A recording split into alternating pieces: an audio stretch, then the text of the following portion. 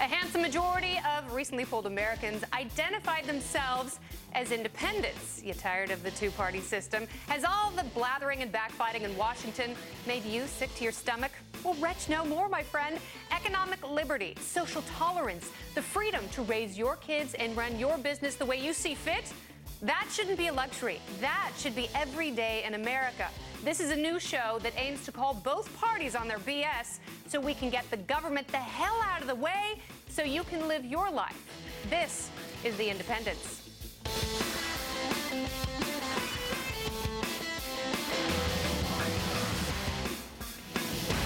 Hello there and welcome. It is great to have you with us. I'm Kennedy. I'm your hostess. And joining me tonight, it's Reason Magazine Editor-in-Chief Matt Welch, looking very smart and very classy. And also my good friend from Free Think Media, it's Camille Foster. Now, these two delightful gentlemen are going to be joining me 4 nights a week. They have my back as we move forward, and collectively, we are the Independents. Also with us on the right, it's quite a beauty. What a siren. Conservative author Jedediah Bila, who has worn the correct color tonight. I'm glad you got the Kelly Green memo. I got the memo. And from the left, it's liberal powerhouse Columbia University adjunct professor and former Hillary Clinton operative, Basil Smikle. And Smikle is 1 letter away from smile, which is what you make me do every That's how single I day. like to think about it. I'm so glad to have you guys here. This is a discussion. It's not a fight. I'm glad you're sitting next to each other because we're all going to get along because somehow, some way, we are all independent, so keep it clean, party animals, okay? All right, you know the rules. Generational theft. Is Grandma dipping her fingers into your millennial piggy bank? Didn't bother you so much when she was snatching your theoretical Social Security check, but now that younger Americans have to support the greatest generation on Obamacare, the kid gloves have come off and it's on. So, Matt Welch, an overwhelming number of younger respondents are saying they are breaking up with Obama. They have had it on healthcare, but why healthcare and why now? I think it's because healthcare actually affects them in a way that Social Security is only kind of abstract and in the future. They know they're never going to get Social Security when they turn 65, but they can't think of what it's like, life is going to look like after their age of 30, right? But they know they have to sign up for Obamacare, that it costs a lot of money, more than they're willing to spend, and that the whole program rests on them funding their parents and their grandparents, and they don't like it. Yeah, I mean, it's really expensive. You're looking at a program where people are paying 2 and 3 times as much as they were for insurance before. It's actually a system that wasn't that broken, but they are realizing it. They are participating in a system, healthcare, which everyone is a part of. Now, Basil, both Barack Obama and Bill Clinton have called these programs unsustainable. Entitlements are a ticking time bomb. But what are Democrats going to do, A, to avert the catastrophe, and B, keep the young people from leaving the sacred fold? Well, it's interesting because when you talk about Democrats, go back to 1996 when Bill Clinton actually did change welfare legislation by enacting by putting in a work requirement and made changes that were hugely unpopular with some organized labor and traditional democratic institutions. So I think Democrats are willing to make tough choices, but we're not willing to go as far as Republicans want us to go. And for good reason. It hurts the most vulnerable of all of us: seniors, young people, families with young children, families with folks with disabilities. So we're not going to go that far. Can I ask you 2 things? I mean, first of all, we're talking about the president, and you're so excited to bring up Bill Clinton's success. I think that secretly Democrats really wish that he could still be president right now because he's coming off as a truly popular person. Well, I think. Listen, are you going to work for Hillary in 2016 when she runs? Is she running? If she runs, I'd be more than happy to. Yeah. Absolutely. Yeah, no problem. She's my former boss. But she won't be talking about those types of things that Bill Clinton was talking about in the 90s. I think she Democrats have gone more to the road of Elizabeth Warren, where, you know, they have to protect every last entitlement. I actually am not so sure of that. And going back to your point, and to bring in President Obama, since we want to talk about him, I don't think that young people that are looking at healthcare right now, they're going online and signing up, I don't think they're saying this is too expensive, I don't want to do this. That's not what they're saying. No, you know what they're saying? I'll tell you exactly. They're saying that healthcare is going to get worse. They're saying that healthcare is going to be repealed. And I don't think they're saying that. Oh, they are, absolutely. Did you read the Harvard Policy Institute poll? Yeah, I read what the folks at Harvard said, and I appreciate what they said. But I mean, that's not exactly a bastion of conservatism. But I also think that buying health insurance is not like buying a book or buying a CD online. These are serious health That's true. These are serious No, when you concerns. put the government in charge of it, it's actually much more government actually difficult. makes it a heck of a lot more difficult to purchase insurance. As well it should be. But we don't have to speculate about whether or not kids like the president. What we can talk about narrowly is whether or not the sort of programs that we're actually seeing transfer wealth from younger people to older people are actually sustainable. And when we look at the challenges demographically, we can see that economic and demographic challenges are actually smacking these programs directly in the face, and they're just not going to be able to be sustained. Jedediah, what do you think? Where does this idea come from that Republicans have been so eager to tackle entitlements? I mean, you saw Paul Ryan talk about it, but I don't see a lot of guts in the Republican Party. Every time they bring it up and start talking about it, they become cowards because they're afraid that they're going to be demonized in an approaching election. So I don't think Republicans have been really tough. I think they could stand to be a lot tougher, and I don't think in any budget deal that's approaching they're going to be talking about entitlements or prioritizing that because they're afraid that Democrats are going to play that same game they play all the time, which is you want to throw Granny off a cliff, you don't care about old people, and that's nonsense, but Republicans are afraid of it. Because they really don't care about old people. Reports are trickling out of Washington that a coming budget deal will, shocker, raise spending above current levels. The two parties are unable to constrain their spending urges. These guys are insatiable. Okay, so Jedediah, are Republicans totally selling out? I mean, the only thing they've gotten right was essentially 3 years ago. Yeah, well, probably they've sold out repeatedly. I mean, where's the tax reform? Where's the entitlement reform? Look at the continuing resolutions that John Boehner has repeatedly backed. We're not even talking about real spending cuts. You're talking about decreases in future increases. I don't think they really understand the terminology. And like I said with entitlement reform, I don't think that they're willing to do the hard work and take the backlash that's going to come from the public when you actually face the fact that we are broke and we cannot afford all of these things that we've been providing for so long. It's an open question, I think, whether that Republicans are actually going to fall in line and support whatever Paul Ryan comes up with, because they're talking about raising the levels above the sequester by about $33 billion. Sequester is the only thing that Republicans have done worth a darn in the last 3 years when it comes to fiscal stewardship. So they're giving away the only trade chip they have, and for what? So that they can auction off some FCC spectrum. And some radio spectra. Yeah, I'm not Thanks for really that, sure guys. that's Wow, what a solution. That's helpful. Yeah. I think it's worth noting that there's been a great deal of hand-waving about how unproductive this particular Congress has been. But the reality is that the fact that they have not been particularly productive legislatively is almost certainly to credit for the fact that we've seen very low growth in spending. And some might even call them cuts in spending, despite the fact that they're trivial. And I think that's You know what? I love that point of view, that the laziness and bickering has actually made for a better Congress because they're so busy infighting that they don't have time to spend our money. I love an optimist. That's our government at work. Republicans have done a lot in talking about entitlements. They cut food stamps. Let's not forget that fact. Republicans cut the food stamp program. And, you know, going back to your friend Bill Clinton. What's that? The food stamp consumption under Bill Clinton was a fraction of what it is under this current president. We had a financial recession in 2008, and food stamps are the only thing that are getting folks out of poverty right now. I don't have a problem with that because I think ultimately what's going to happen with the SNAP program is that you're going to see the rolls fall as the economy gets better. And by the way, the economy has gotten better. Unemployment is down. Well, the deficit, people have left the labor force. The deficit people is down. Stop looking for and that's the president's policies that are that's somewhat debatable, but I will extend you an olive branch here. And I will say that certainly cutting SNAP and worrying about trying to recalibrate SNAP while not paying any attention to all of the various subsidies that are baked into the Farm Bill is pretty unconscionable. I certainly think that we should be tackling all sorts of handouts that is lazy, and as you said. Well, again, yes, absolutely it's lazy, but they're still they're even lazy in the way that they think about problems. They are still planning to bolster this Farm Bill with all sorts of pork.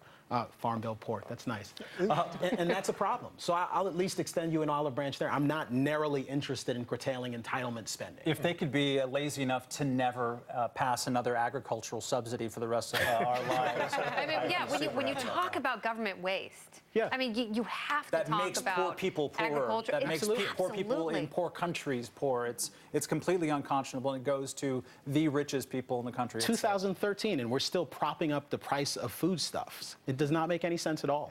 I think it's safe to say that at this point, everything needs to be on the table. Even if you're going to talk about defense, I mean, there's waste and there's fraud and there's abuse in everything. So the way to start this conversation is to say everything's on the table, but let's be serious about tackling everything. And let's not talk about entitlement reform. You're right. The Republican Party has been talking about entitlement reform for a really long time, but I have yet to see them seriously tackling the issue, especially in election season. Mitt Romney ran against entitlement reform in the primaries. Exactly.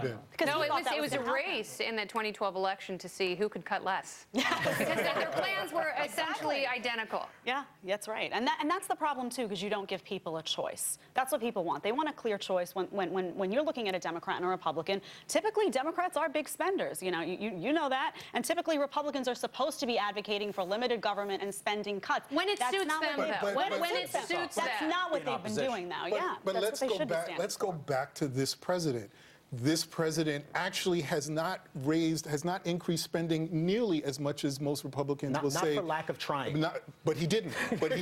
Not nearly as much as Republicans say that he has. And the deficit is down. Unemployment is down. So a lot of the things that we sort of attach to him and blame him for doing are simply just not true. But he doubled the deficit before it started going down. That's right. Small detail. That's incremental, right? Okay, well, we invite you to follow us on Twitter. It is @Independence, FBN, #Independence with the TS. And tell us the most creative way you think we should get lawmakers to stop spending so much damn money.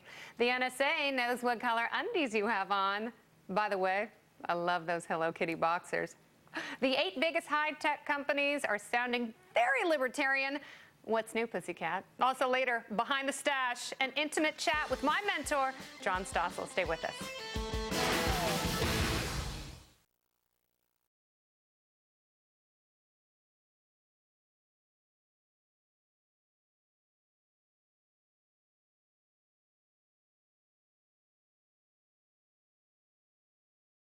Bung of secrets, we're learning the private sector is as sick of spying as you are. A list of tech companies, including Facebook, Google, Twitter, AOL. Are they still in business? Is that real? Oh my gosh, they are. That's amazing. They unleashed a statement saying, enough's enough, calling for transparency. Have the winds of hope and change blown into an iron curtain? They are not happy with the president at all. Now, Camille, what is the significance of this letter from these great 8 tech companies who have a market valuation of $1.4 trillion between them? That is a lot of money, and it's actually a huge deal. I mean, what we're really talking about here is the future of the internet. Will it be a tool for expanding freedom, or will it be used to curtail freedom?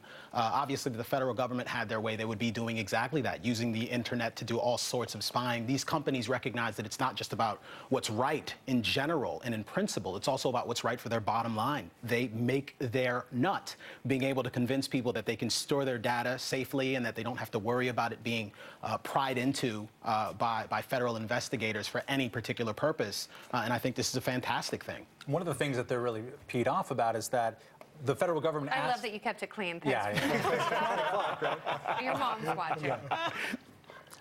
Is that the government has been demanding records from them in some cases, like in AT&T. They install someone at the NSA in the switching room, but they haven't been able to tell their own customers, oh, yeah, sorry, by the way, we're sharing all of your data with the government. So they want transparency from the administration to say, okay, can we at least tell our own customers who are also what you're asking for and what we're giving you, because so far that has not been a transparent relationship. We don't even know how often they're asking for these things, which is insane. No, and Basil, this was supposed to be the most transparent president since the invention of Glad wrap. But, these companies, I wonder if these companies are complicit in this. Well, I have to think to some extent they are. I mean, look how long it took for them to actually tell us that their records were being solicited from the government. So having said that, I think you're absolutely right. Their bottom line is really what matters to them here. They're concerned about the chilling effect and that folks aren't going to want to go on Facebook and put certain pictures and things like that up there. My guess is that the majority of folks that are using these platforms aren't on a day-to-day basis really going to care that much. But I think you're also right. As more questions get raised about transparency, and yes, even the president in this, as more questions get raised about transparency, I think the piling on effect is going to be something that is going to eventually hurt their bottom line. I think people on a daily basis do care, though. I know a lot of people who are terrified now to go onto these sites out of fear that their personal information is going to be picked up by who knows whom. So I think that the companies are smart to recognize that fear and to say people are nervous, people are scared. We have to at least seem like we're very concerned about this and try to hold the administration, which, as you said, vowed they were going to be the most transparent administration in history, accountable in some way to do something about it, to take some kind of action that can guarantee that people's privacy is protected. And you really, and one of the complaints that these companies have is, or that we should have in the relationship between high-tech companies and the government is they are stored on centralized servers. I mean, granted, these are private companies, but it's much easier for the government to gather bulk data from these servers where they store so much information. I wonder if this is going to become a Republican issue at some point, where Republicans proactively say, hey, internet freedom, privacy, this is something that we can beat Democrats with. You see a little bit of it with Justin Amash. He makes it a bipartisan deals with Ron Wyden and some other people. Rand Paul has talked about this. But this is in play for 2016, and I'm not sure if Hillary Clinton's going to be worth a tinker's damn about it. Well, no, I think she's going to care about it, but I do think Is she going to be the high-tech president? Yeah, she's going to be. But, finally build that bridge to the 21st century. But I do think the liberal wing of the Democratic Party cares about this also. So I do think it's the one issue that unites sort of both extremes, if you will, of both parties. But I do think on this issue and similar issues, whether Hillary runs or not, there is going to be somebody that comes from the far left that's going to attack on issues, including like Bernie Sanders. I mean, between the two of them, they're like my grandparents, like, you kids with your computers, we'll get you. The internet. We wouldn't be talking about this, though, if it wasn't for Edward Snowden, and that should be noted. We certainly don't have the president to thank for the reason we're talking about transparency right now. Yeah, and So you're going to thank Edward Snowden? Thank you, Edward Snowden, wherever you are, sir. I think, Matt, you're right. If someone like Rand Paul were to step up to the plate and run for president, I think issues like this that he has made a priority will be key. I think if that libertarian wing of the Republican Party, which is growing and getting stronger, is the direction that the party's going in, I happen to think it is, but I think if you get a candidate that emerges from that, I think the right will become a champion of this issue, and I think that the left will have sort of a problem. All right, is Jedediah going to be singing "We Are the Champions"? You'll have to wait here and find out. Remember when the most impressive thing you pulled out of your printer was a naked picture of your volleyball coach? Congress wants to limit your ability to control your weaponry. All right, Spike, stay with us. It's The Independent.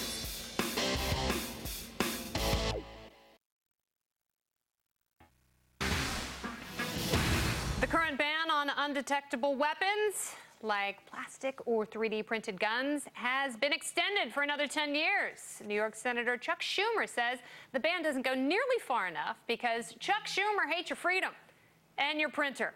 So, Camille, will the government ever catch up with technology? I'm not so sure, but Camille Foster, by the way. Thank you. Thank you. Such a beautiful name. Thank you. Yeah. Yeah. Thank my mom as well. I don't think they will, and unfortunately, this may actually stymie what seems to be a pretty revolutionary and unbelievable technology. I mean, they are effectively passing laws here to protect us from a non-threat, something that doesn't exist. For the most part, these guns that are being printed can maybe fire one round. I went and shot the 3D printed gun, I have to tell you, but I didn't actually shoot it because it didn't work. I went with Cody Wilson, who is the founder of Defense, which is the company. I actually can't remember the second word. Just don't tell anyone. It's fine. Let's pretend like we're not on TV. No, we're super smart. Yeah, so anyhow, it's a great company. And we went out into the wilderness, and he got it all ready, and I was so excited, and I kind of held it really far from my face and looked like a person who was touched, not necessarily by an angel, because he didn't want the pin to pop out and take one of my brown eyes out. It didn't shoot. It didn't shoot at all. Yeah. So I am not weary of the 3D printed gun. And now there is a company called Solid Concepts, also in Texas, and they have printed a metal gun out of 30 parts that you have to fabricate together. This is all like part of a subset of a huge sort of maker revolution that's going on, where people are fabricating stuff in their homes. They're starting businesses, that they never thought they would even begin. And we'd think about the 3D gun part because it's totally cool, let's be honest. Yeah. And the guy, and Cody Wilson's a very interesting character. But people are making 3D everythings and all just manufacturing bits. And what they're coming to find out when they try to sell them or share the technology is that there's regulation at every level telling them they can't do things that seem kind of normal to want to do. And this is one of my, Basil, I'm going to get to you. This is one of my favorite quotes from the Solid Concepts guy, the makers of the printed metal guns. He said, 3D printing isn't just for making trinkets and Yoda heads. Do the Democrats want to put a ban on Yoda heads? Yeah, you mean the like Yoda from Star Wars Yoda? Yes. No, why? I'm a big Star Wars fan. No, absolutely not. Then I would vote against that. But That's good to know. right. That's But good. I don't see what the problem is with voting to support a ban on 3D guns. It's a gun, Right. plain and simple. Well, I mean, it's really Even just a one hunk bullet- of metal that even one bullet matters. One bullet on a TSA line, one bullet in an airplane, that matters. So I'm I all for understand your this. squeamishness, and I actually posed that question to Cody Wilson, and I was like, it kind of freaks me out, the notion of someone taking this onto a plane, and then I shot it and realized that it really isn't that good. But the one time that it works is But the he one said time. his point was this exists, Yeah. deal with it. Technology is always going to be ahead of the government. That's true. I mean, think about TSA lines. Yeah. We're taking off our shoes because of that dumb shoe bomber that didn't even do it right. And this is a useless piece of legislation. You cannot actually stop people from printing these weapons in their house. And I think it's already illegal to carry a handgun into most public schools. It's already illegal to carry a handgun into a stadium and shoot people at random. This is not actually making anyone safer, and it may in fact be stymieing the development of an innovative technology. That is the problem with frivolous legislation. Absolutely no. First of all, I don't think this particular piece of legislation is frivolous because it's not so far-reaching that that I think it curtails any kind of creativity that comes out of this technology. It's about guns. It's about keeping an undetectable gun out of people's hands so that they don't cause damage. Simple as that. I think it's about the passion of the left to regulate something now, immediately. Even if there's no cause today, this minute, you have to have Nate government Dogg and Warren step in G. You guys and want to regulate do everything. something about it. It's true, though. I mean, Go to the there's East Side no Motel, reason. work it out there. There's no reason. As she's saying, look at the stage this technology is at. There's no reason to come forward and put something forth that's probably going to be ineffective, but it does flex government's muscle, and I think that's the point. You can print anything you want except a gun. Actually- How is Okay, that, thank how is you. that You know what? problematic? We will have to continue this discussion. Basil, Smikle, Jedediah, Bila. You guys are hot and amazing, and I've loved every second of it. Thank you so much. All right, come back, both of you. We will. All right, next, two words that spread a smile of liberty across my face. John Stossel. The man, the myth, the mustache. That's next. But he thinks he'd blow our minds. There's a starman waiting in the sky. He's told us.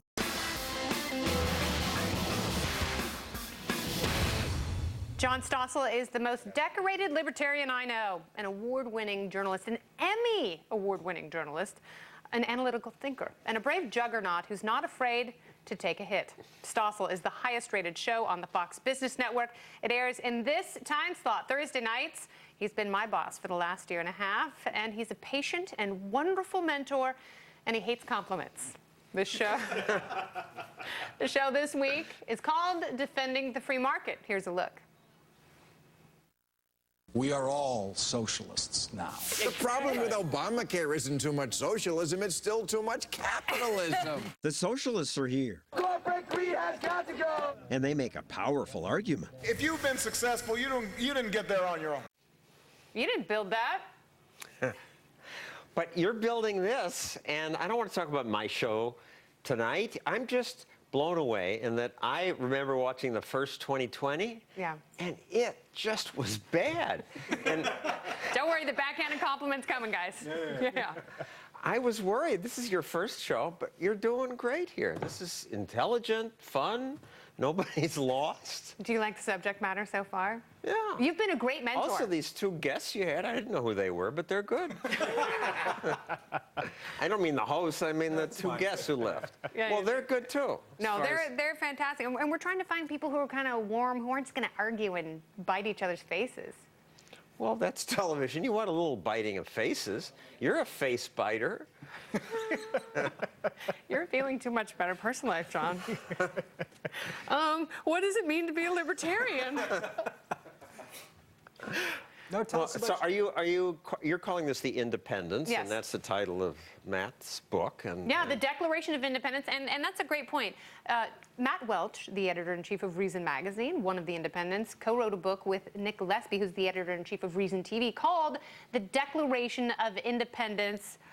What's wrong with American? We can totally fix it, bro. Yeah. Isn't that the subtitle? Close enough. But the Declaration of Independence, a great book, a libertarian primer, a must-read. But this word libertarian, people don't know what it means. I mean, I assume you know, this audience knows, but I'm constantly amazed how few people get it. If you say classical liberal, fewer people get that.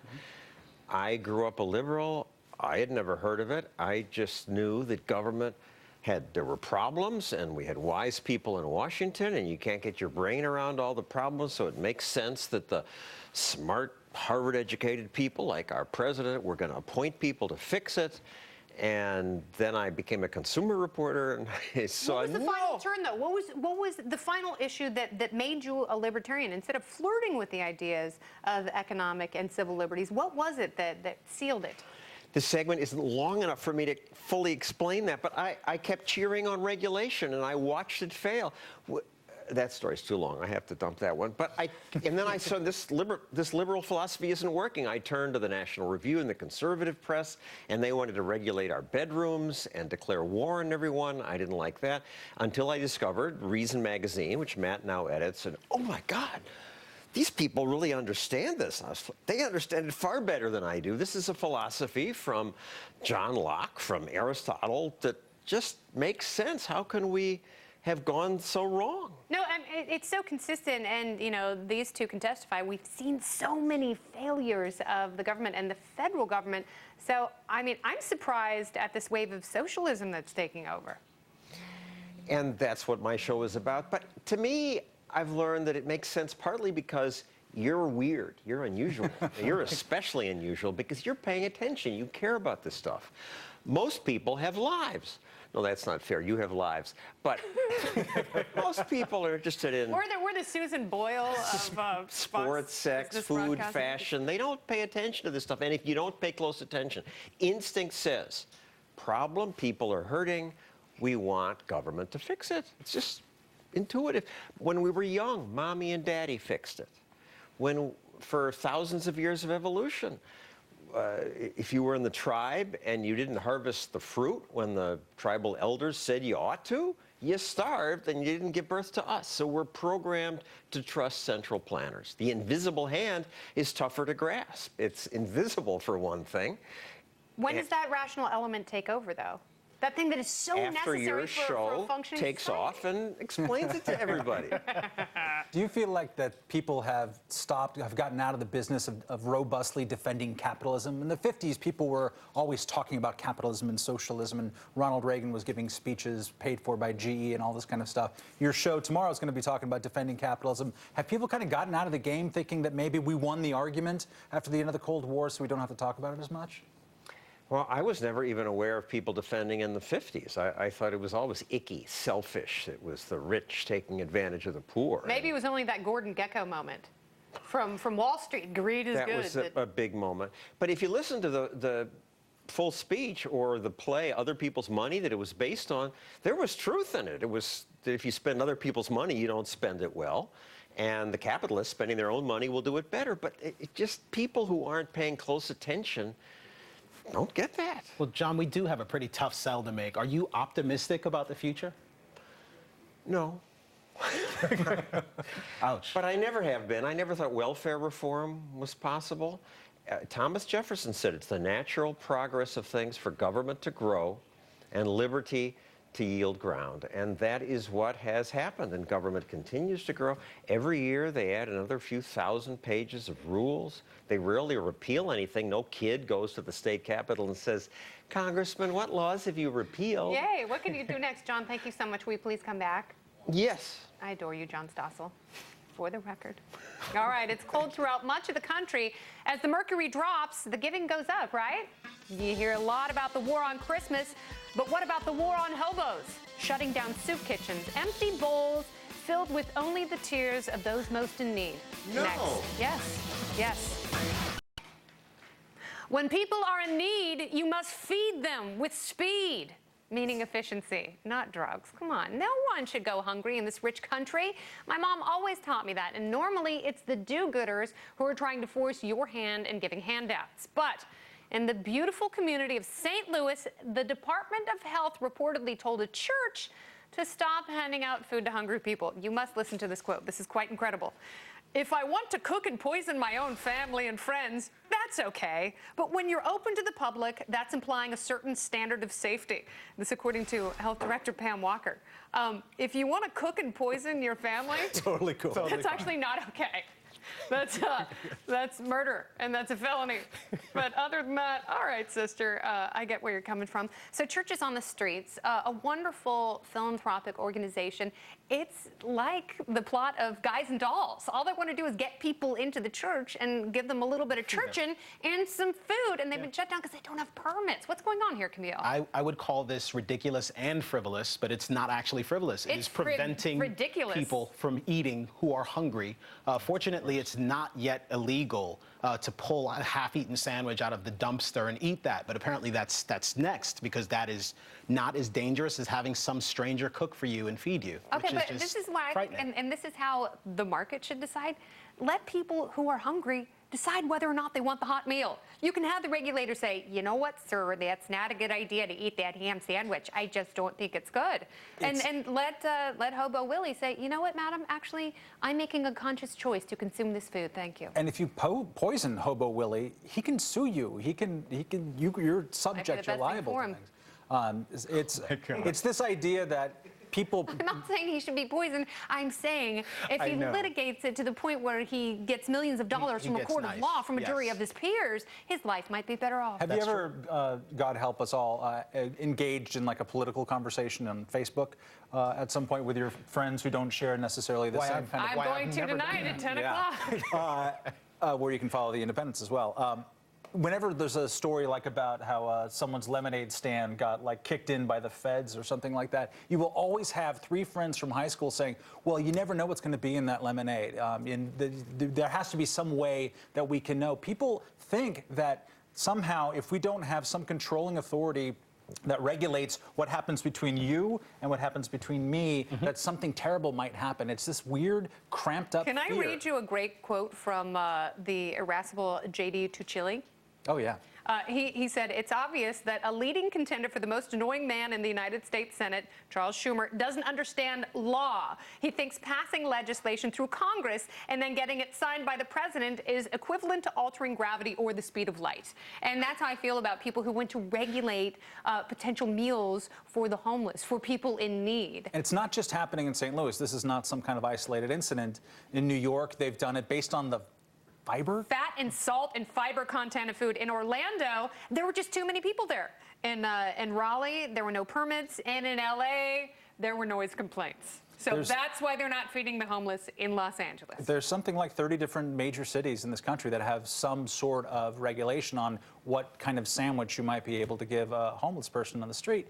It's nuts, and it's spiting the thing that can actually help alleviate. Don't smite me. I'm not going to smite you yet. Are you the smiter? It's early in the show yet, but this is how people help each other. This is how people are able to get food. It's not the government that provides everything. Private charity is very important, but if we sit there and cut it off every time, we're going to have a lot less of it. I mean, a lot of libertarians actually disagree with you about the notion of private charity. I happen to think it's a wonderful thing. If you want to help people of your own volition, if people are in need and they want to take what you have to offer them, then who is the local or federal government to stand in the way? That is so heartless. Yeah, completely agree. And unfortunately, this church is probably going to have to pay a fee in order to be able to actually serve meals to the homeless. We should be looking to expedite this stuff at every possible turn, not stymie. They will, and actually, Churches on the Streets, they've said that they're working with the Department of Health. They are going to have to pay a fee for every day that they do serve. They want to serve at least 14 days a year,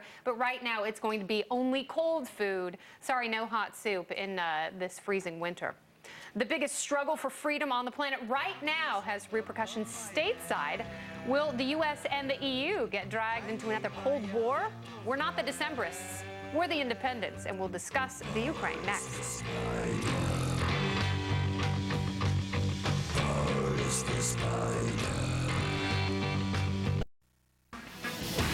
The Ukraine. This isn't Russia. Is this Russia? No. Civil unrest is roiling in that country's capital of Kiev.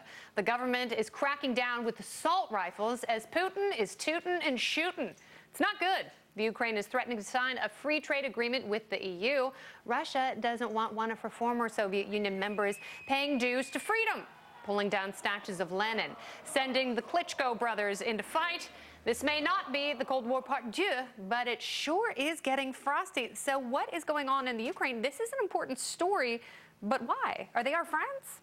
Well, anyone who's trying to fight against Vladimir Putin at any given point is probably more friendly with us or more friendly with the forces of freedom than anybody else. But the question is, can Russia, can Putin mug an entire country of 45 million people? Because that's what happened. They were going to sign this EU free trade deal. The people of Ukraine liked it 3-1 over anything with the... Yeah, but then President Weird Viktor Yanukovych, Yeah. I said Weird Al Yankovic, do you like what I did there? He went to Sochi, met with Putin, and all of a sudden went back to the Ukraine, was like, guess what? We're not doing that EU free trade. Well, because Ukraine gets all its gas from Russia, like almost every other country around Russia does. And Putin said, we're going to cut off the gas and apply punitive economic sanctions against you, even though it's totally illegal if you're a member of the WTO, the World Trade Organization. He did it anyways and thought, why not? And so they basically forced that president on his knees to go in there. There's 500,000 people in the streets of Ukraine right now, and the security forces are going in. They're bursting down doors. They're stealing servers and computers. They're locking people up for treason. It's a mess. Can I tell you something that's kind of amusing in this? Because it really is a serious story, and it's important that we are watching this. But the Ukraine state-run media has been floating these stories as to why there is unrest, and they're not necessarily talking about the EU pullout. They're blaming Swedish Foreign Minister Carl Bildt as a CIA operative, and they're saying that it's really all about the 1709 Battle of Poltava. And they're also saying that Ukrainians aren't protesting what's going on with the European Union. They're only angry about the changing weather. Yeah. Well, I think and then they burst in with a fake Academy Award, offering it to a newscaster for spreading lies and nonsense. We're going to have plenty of pointed criticism of our own government here and of the way things get done in this country. But it's important to highlight that we have something particularly special, that we can, in fact, criticize the government, and we don't have to worry about the forces of the state bursting in the door and stealing our servers, that people would, in fact, get outraged. It's the reason we talk about stories like this. This is, in fact, very, very important and could be a pretty serious situation very quickly. I mean, the opposition party there isn't just holding protests. They're in jail. The former president of the country, Yulia Tymoshenko, is in jail and has been for the last 3 years. Everyone who's watched it says it was a sham trial. Her being released is a condition on That's one of the conditions of the protesters, absolutely. And was a condition of joining the EU as well, or not joining the EU, but signing a trade agreement with the EU. And the question is, are we going to pay any attention to this as a country, as a foreign policy? Vice President Biden put in a phone call expressing outrage today, which is an interesting and good thing. I think in a week that we're talking about Nelson Mandela a lot, who just recently passed away, and his funeral is tomorrow, I think it's important to lay out a marker out here and say, hey, there's outrageous things that are happening in the world right now today, and give it some honor. No, I mean, and it also brings very important perspective, because we are fighting because our healthcare premiums are going up. And that kind of sucks. But these people are fighting for their freedom, and they could be fighting for their lives. I mean, it reminds me of the late 80s. We don't know what's going to happen. I mean, the last reports were incredibly troubling. There's people coming in. The government forces beat the holy hell out of students 10 days ago. So they've already shown that they are willing to spill some blood. So is it going to go even further? They are locking people up. They're charging people with treason. So there could be a bloodbath tomorrow. We don't know. So a lot of people are going to be eyeing this nervously. All right, very good. And Camille, your final thoughts. My final thoughts, this is terribly important. I'm confident we'll continue to talk about this if no one else will call attention to it. And I certainly think that the president needs to come out publicly and say something. We don't always have to dispatch drones in order to have an impact on public policy elsewhere. All right, very good. Thank you. And by the way, grab your umbrella, because it's raining nonsense. We're going to straighten out all the news of the day just for you. The topical storm is next. Stay with us.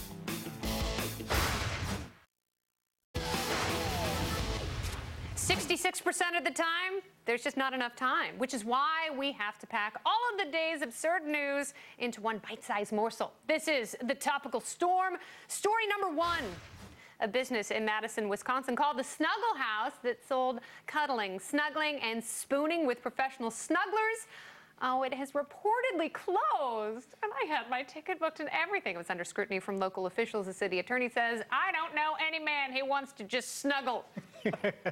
I bet you do, Matt, and his name is Camille Foster. Yeah, especially after this. No, this, part of being tolerant is to recognize that people are going to engage in freedoms that you find personally abhorrent, and I can't believe that anybody cares about a snuggling group.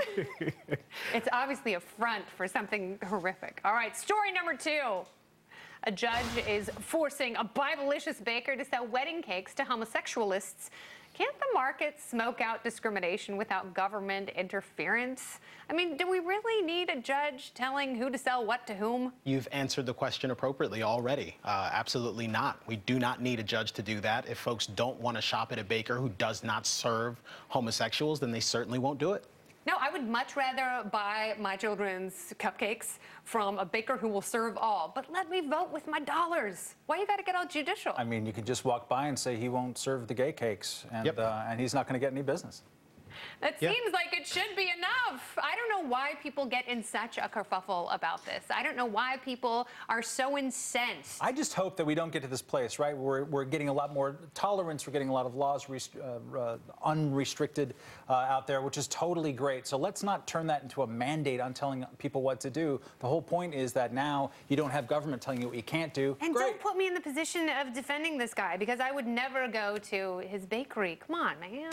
All right, finally, we asked you to tweet us the most creative way to get lawmakers to stop spending so much damn money.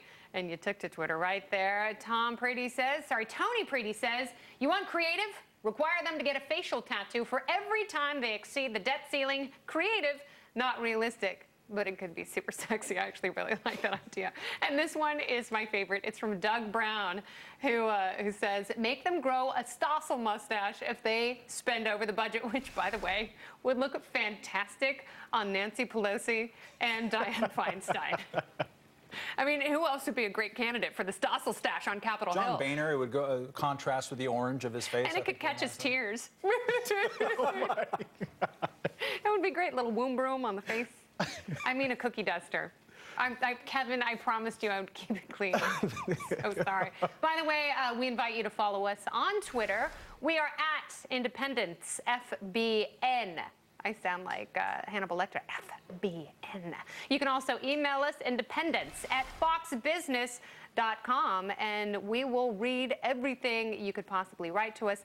This night really has been a dream come true. The show has been quite a journey for all of us. We were sitting around a hot tub in Puerto Rico trying to figure out how we could get all of our friends on the air, and this is it. All right, for Matt Welch and Camille Foster, I'm Kennedy, wishing you a very good night. We will see you back here tomorrow night for more free thinking and easy living. And until then, adios.